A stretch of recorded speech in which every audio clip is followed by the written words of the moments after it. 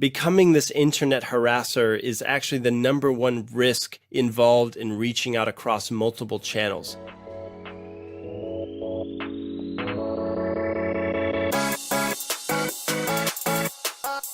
Hey, what's up, everyone? This is Jeremy, founder of QuickMail.io. Hey, and this is Jack from emailsthatsell.com. All right, as you probably guessed already, we're a big fan of reaching out through cold email. But there are so many other channels out there that can start a conversation successfully too. Is what we are teaching also applicable to the other channels? And if so, to what extent? Well, listen to this show to know some of the nuance when switching channels, what to pay attention to, and how to combine them effectively with cold email. All right, what are we going to talk about today, Jack? We're going to talk about this WhatsApp message that you got, I guess, last week. Caught your attention. Yeah, that's right. Yeah, so tell us. So I was in a co-working space. I was doing deep work, which means when I'm doing deep work, I don't like to be disturbed. The whole group of people who were there had to be on WhatsApp for just communication reasons. And as part of the community engagement, sometimes people post some things on this group. Okay, so you have basically a co-working space. You're there, you're on this WhatsApp group, and in comes this message. So it goes like this. Hi, everybody, ! As I didn't manage to meet everyone at yesterday's community meeting to explain the purpose of my research, I'm a professor in digital media and communication at University of X, and I've been traveling to various co-working spaces in US, Australia, Asia, to find out how they help digital nomads thrive, which is defined as a combination of vitality plus learning. It's therefore to get responses, feedback from the community to understand the changing nature of work. And you can contribute to this knowledge by taking a 3-minute survey here. And then you have a link to a SurveyMonkey. If you wish to share more of your experience, I'm very happy to hear them and have a 15-minute interview with you. Just drop me a PM or come and say hi. I'll be in that space today between time and time. Big smiley. Thank you for your time, ! First of all, did you reply back to this person? No. Because you're in deep work. You can't be doing this.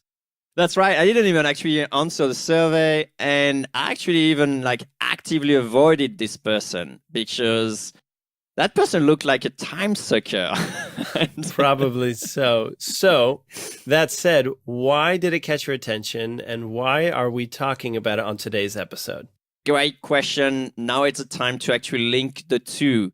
When I saw this WhatsApp message, it struck me as going against everything we've been advocating on the cast forever. And I figured out oh shit, even if it's a WhatsApp message, it's actually, everything we've been talking about does apply here as well.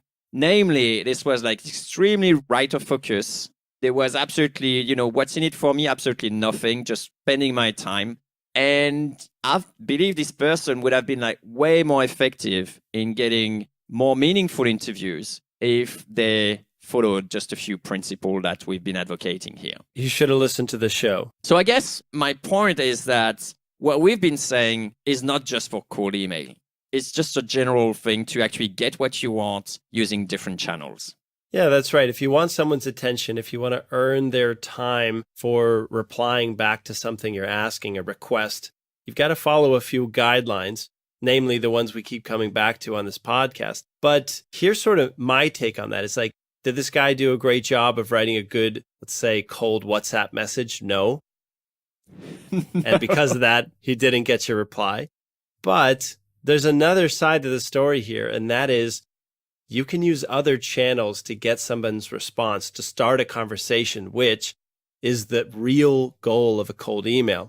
And it sort of opens this interesting conversation between you and your team is if you've got more than one channel, more than one way of getting someone's attention, like email, how might someone use this to their advantage when crafting a cold email campaign? How can you use different channels to your advantage? And that's sort of my takeaway from this, even though the message that we just tore down, so to speak, didn't A, get your response, or B, follow the best practices. Let's say you want to explore reaching out through other channels. What do we have at our disposal besides cold email if we want to get someone's reply, if we want to start a conversation with somebody? The ones that I'm interested in are the ones that I would personally test out. You've got WhatsApp, LinkedIn, both the groups and the in-mail options. Also Slack, the obvious ones, Twitter, Facebook. Less obvious, in person, so maybe at a conference, or even snail mail. Any major ones I left out there, Jeremy? Yeah, I think an important one as well is forums, especially when you're following like a community. Definitely just use forums, different groups. So we mentioned like, Slack and WhatsApp and LinkedIn groups and things like that. Whenever there is community of pre-qualified people or that fits your group, I think it's much more powerful to see a different channel as a way of communicating with a specific audience than it is as a generic way of sending a message. I see what you mean there. So for example, if I'm reaching out through one of these other channels, right off the bat, I have to be in the same group as you, whether that's a Slack channel, a WhatsApp group, LinkedIn group. Just being in the same group, we're using the liking principle here, right? Absolutely, yes. You and I, that we have a lot in common, therefore we're more likely to help out our own kind. So, boom, if you can get in a group and message directly there, good things will happen. You've got some compelling psychological benefits on your side.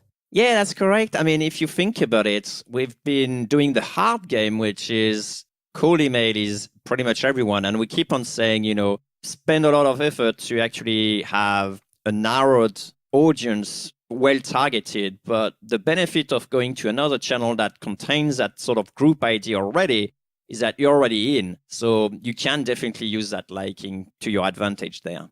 Okay, so really quick, benefits of using other channels. The most obvious one I can come up with is if you really want a response from someone, especially if they're busy or they're, let's say, VP sales, which is a pretty highly sought after job title in the cold email game, you may need to get creative and reach out in more than one way. So if your emails, for example, are getting ignored, perhaps your tweets or your LinkedIn in-mails will bubble to the top of their attention and will win you their reply, so to speak.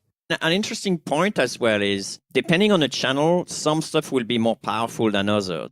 Like, if I go at tweet stuff, then a long form sales letter will definitely not be the right format. So every sort of channel has their own format and own sort of rules. But the principle that we've been teaching actually stays the same. There is always like an exchange of value. It should not be right of focus and all those sort of rules that we've been laying out. I've got a few guidelines here for how to speak in certain channels. If you're using Twitter or Facebook, these are more personal mediums here. For example, Twitter, you need to keep things short. So one way that you might test out using these channels, these more personal channels, would be to just get their attention, compliment them on something, and almost leave it at that. Just maybe a quick close with a call to action, but something very light, non-intrusive. You don't want to freak somebody out publicly on the internet to show them that maybe you know way more about them than they're comfortable with. So instead, you can send a few tweets, maybe a direct message, a few days later, just again, mostly complimenting, showing them that you're on their radar, showing them that they're on your radar, and then follow that up with a personal email once you've established some rapport with them. Okay, that's an interesting concept. When we are contacting on Twitter, it's usually one-on-one. When it's a Facebook message, no one else can see it. A Twitter message, people can see it. And Slack, it's a group audience as well. So you're speaking in front of an audience. It's obviously going to be like a different strategy and different tactics to be successful on each of those different channels. I'm thinking like using Fox and the Crow here, especially if whatever you say will be public. That's a great opportunity to praise someone for something they did. Yeah, and just at first, they're not going to know who you are if it's a real, let's say cold tweet or cold outreach. But just slowly entering their space will help you get a reply once you do reach out through more direct channels like email. Yeah, sure. No one will let you in if you actually start with an insult or actually, pointing at things that they're doing wrong in front of everyone. It's just like, it's not smart, guys. A couple of the things, since we're talking about reaching out in several ways here to get someone's reply, and remember, this is the main goal that we're still trying to achieve here, getting this reply. It made me dig up an old post written by Noah Kagan. Great dude. Brilliant marketer that I used to follow. And he has this thing called the quad bomb. If he needs to get a reply from somebody very important, let's say a VIP, he has this sort of 4-part outreach strategy. The first thing he does, he searches their name on LinkedIn and sends them a connection request as a friend with a custom message that says, hey, first name, huge fan of X, and wanted to talk to you about Y. Next, he emails them. He waits a day and then sends a message on Facebook, something like, hey, just wanted to make sure my message got through. And finally, number 4, he tweets them saying, hey, love to see if we could connect or make some magic together. What's the best email for you? ? So that's Noah Kagan's quad bomb. And it's basically the same approach here. You're reaching out to one person in several different ways, using several different channels to get on their radar. I guess, where's the limit between internet harassment and actually trying to get, a reply from that person? Because it's all fine, reaching on all those different channels, but if the message is the same or the value proposition is the same, imagine I'm actually ignoring you because I'm not really interested in just connecting, or I don't really see the value in what's in it for me. But, I keep on getting harassed in different channels, then that's not going to go very well. So I will really probably tweak that to align myself with what's expected on that channel in terms of communication. Like, for example, the LinkedIn one was a great one. It's expecting to connect with someone in order to discuss about something. That's fantastic. But if we go to another channel and say, hey, did you actually read my first attempt to reach out to you on the other channel? Then, the value proposition is very weak. It looks like a bump email. So we can probably adapt this using what we've talked about before, which is introducing a new value prop in each message that you send so that you're adding to the conversation instead of just following up in an annoying way. Yeah. Okay. That would be actually ideal. But you bring up a good point. I think becoming this internet harasser is actually the number one risk involved in reaching out across multiple channels, because they can simply ignore your email or mark you as spam and they won't hear from you again. But be warned, if you're reaching out across several channels, especially in public forums or Slack groups where other people can see what you're doing, you may run the risk of tarnishing a reputation or just pissing somebody off. So approach with caution and make sure to add something to this conversation each time. Another great way of seeing multiple channels is not necessarily in reaching, but in giving the opportunity of that person to reach you. So, for example, I could actually go in cold email and say, P.S., I'm super active on Facebook. If Facebook is better for you, feel free to drop me a line. And here is my handle or my page, or some opportunity for the reader to actually communicate in his favorite medium. Okay, Jeremy, I've got one last sort of concept to discuss here. Let's say I'm a listener and I've got 500 people in my list that I'm going to contact via cold email. I like the idea of reaching out through a few other channels. Maybe I'm interested in using LinkedIn and Twitter, for example. What are some advice that we can give this listener so that maybe they're not overwhelmed with direct messaging every single person on the list? Maybe there's some getting started tips that we can offer them before we close the show. I've got one to start with. So, number one, not everyone on your list deserves this kind of attention, this kind of intensity when you reach out. So, see if you can identify some VIP people on your prospect list, people that if you did get a response from them, things are going very well, life is good for you. So if you can identify maybe 10 to 20 that you want to sort of process manually, reaching out through the different channels, just yourself, but taking it in a much smaller batch of prospects, but yet are very important to your business, to your cold email outcome. Yeah, second point will be start with the channel that you're the most familiar with. Like if it's cold email, for example, then just start sending emails and only look at different channels if they don't reply. It's like 101, but you may not need to look for a Twitter account of someone who actually already replied. I'm going to say that's almost not 101. That's so obvious that it's not. Great point. If you can get the reply the old-fashioned way, cold email, more power to you. Last thing that I'll leave you with, something sort of getting started may help out.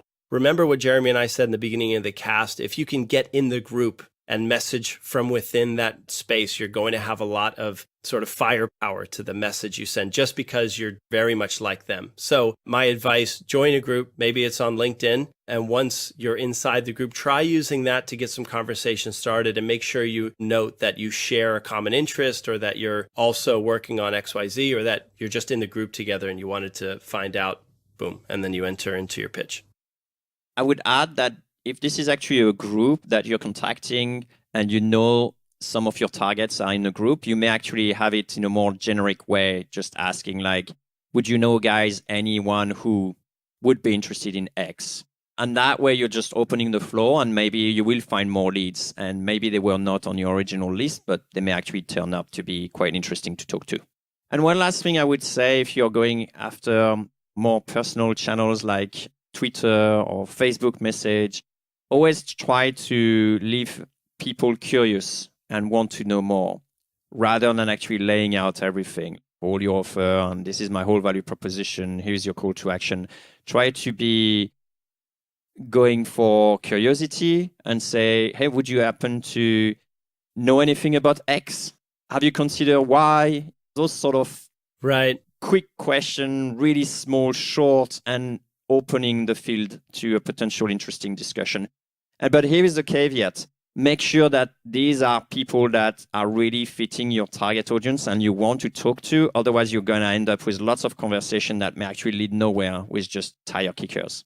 Yeah, this reminds me of the approach if you're looking for a job, instead of reaching out saying, hey, will you hire me or are you hiring? Instead, reaching out and saying, hey, do you know anyone who's hiring marketing interns or sales developers or, whatever this may be? It's far less intrusive question. And a lot of the times, if you do have an opening, you'll say, oh, wow, it's my lucky day. This person just kind of came across looking for this. Maybe this is an opportunity. And anyways, that kind of mentality seems like it may work there. That's correct. That's a great career advice right there.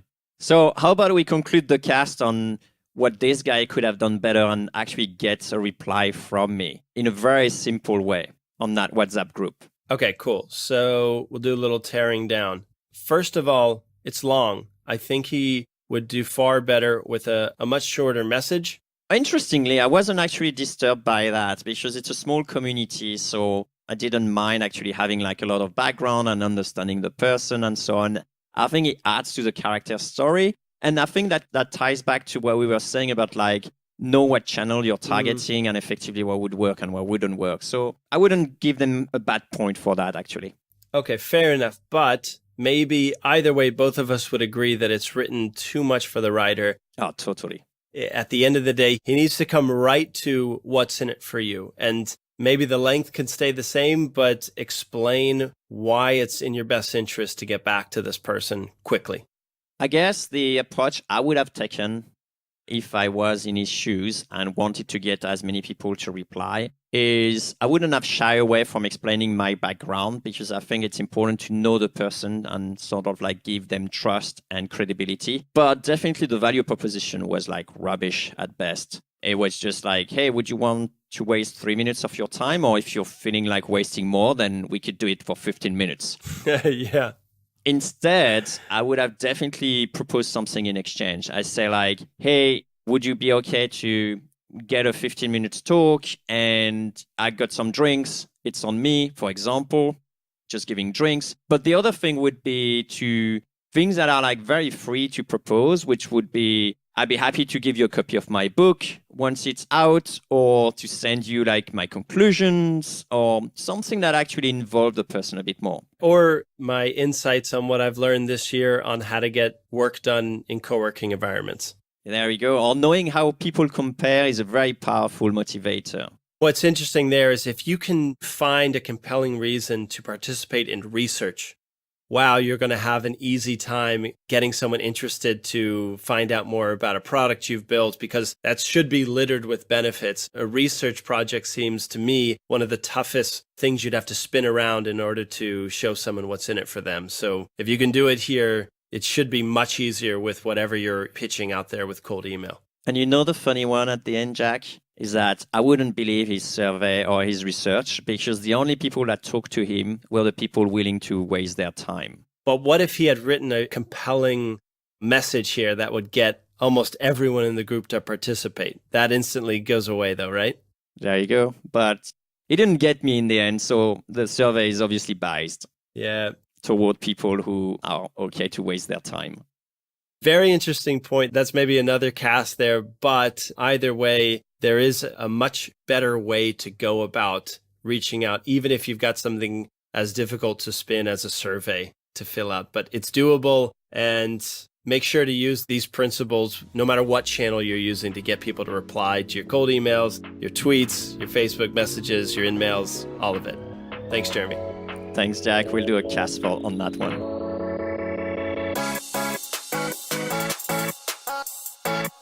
Okay, cold emailers. So as we've seen, outreach strategies will stay the same no matter what channel you're using, but the tactics may change slightly depending on where you're sending the message. Next, remember to write for the prospect and include a clear benefit for replying, even if you're just collecting research via WhatsApp. Also, reaching out across multiple channels improves response rates, but basic follow-up rules still apply, like changing your CTA or value props even if you're using Twitter. Finally, belonging to the same group helps you harness the liking principle. Use these in-group messages when your ideal prospects belong to a specific group or forum.